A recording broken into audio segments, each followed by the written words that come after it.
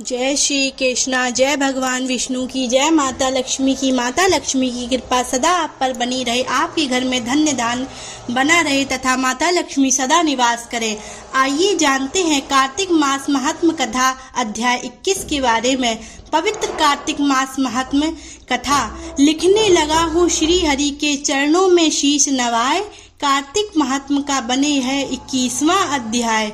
अब ब्रह्मा आदि देवता नतमस्तक होकर भगवान शिव की स्तुति करने लगे। वे बोले, हे देवादिदेव, आप प्रकृति से परे पार ब्रह्म और परमेश्वर हैं। आप निर्गुण और निर्विकार व सबके ईश्वर होकर भी नित्य अनेक प्रकार के कर्मों को करते हैं। हे प्रभु, हम ब्रह्मा आदि समस्त देवता आपके दास हैं। हे शंकर जी, हे देवेश, आप प्रसन्न होकर हमारी रक्षा कीजिए। हे शिव जी, हम आपकी प्रजा हैं तथा हम सदैव आपकी शरण में रहते हैं। नारद जी राजा पृथु से बोले, जब इस प्रकार ब्रह्मा आदि समस्त देवताओं एवं मुनियों ने भगवान शंकर जी की अनेक प्रकार से स्तुति करके उनके चरण कमलों का ध्यान किया, तब भगवान शिव देवताओं को वरदान देकर वहीं अंतर्धान हो गए।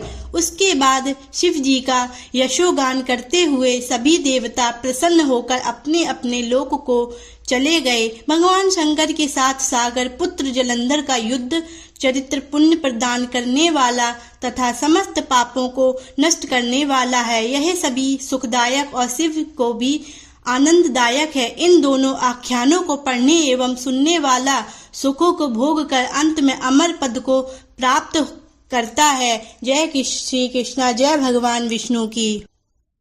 राधे राधे। जय श्री कृष्ण। आइए जानते हैं कार्तिक मास महात्म कथा अध्याय 22 के बारे में। पवित्र कार्तिक मास की हार्दिक शुभकामनाएं।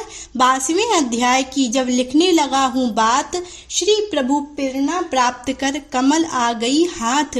राजा पृथु ने नारद जी से पूछा, हे देवर्षि, कृपया आप अब मुझे यह बताइए कि वृंदा को मोहित करके विष्णु जी ने क्या किया और फिर वह कहाँ गए। जब देवता स्तुति कर मौन हो गए, तब शंकर जी ने सब देवताओं से कहा, हे ब्रह्मादिक देवताओं, जलंधर तो मेरा ही अंश था, उसे मैंने तुम्हारे लिए नहीं मारा है। यह मेरी सांसारिक लीला थी। फिर भी अब आप लोग सत्य कहिए कि इससे आप सुखी हुए या नहीं।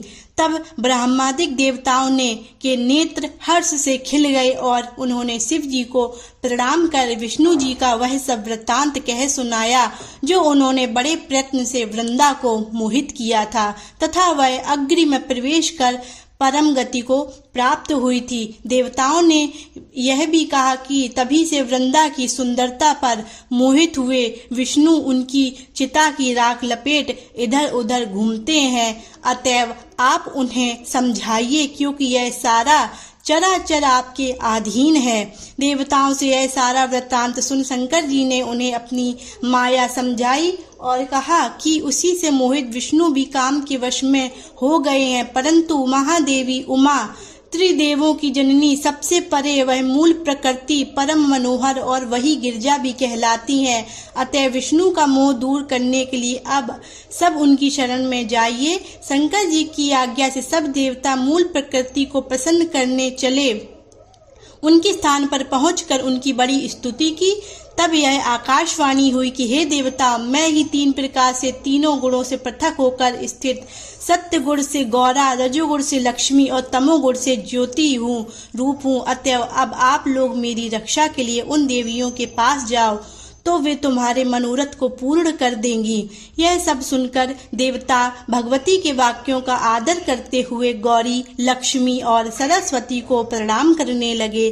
तब देवताओं ने भक्ति पूर्वक उन सब देवियों की प्रार्थना की। उस स्थिति से तीनों देवियां प्रकट हो गईं। सभी देवताओं ने खुश होकर निवेदन किया। तब उन देवियों ने कुछ बीज देकर कहा, इसे ले जाकर बो दो तो तुम्हारे सब कार्य सिद्ध हो जाएंगे। ब्रह्मादिक देवता उन बीजों को लेकर विष्णु जी के पास गए तथा वृंदा की चिता भूमि में डाल दिया। उससे धात्री, मालती और तुलसी प्रकट हुई। विधात्री के बीज से धात्री, लक्ष्मी जी के बीज से मालिनी और गौरी के बीज से तुलसी प्रकट हुई। विष्णु जी ने ज्यों ही उन स्त्री रूप वाली वनस्पतियों को देखा तो वे उठ बैठे कामासक्त चित्त से मोहित हो उनसे याचना करने लगे। धात्री और तुलसी ने उनसे प्रीति की विष्णु जी सारा दुख भूल देवताओं से नमस्कृत हो अपने लोक बैकुंठ में चले। वह पहले की तरह खुशी होकर शंकर जी का स्मरण करने लगे। यह आख्यान शिव जी की भक्ति देने वाला है। जय भगवान विष्णु की जय। भोले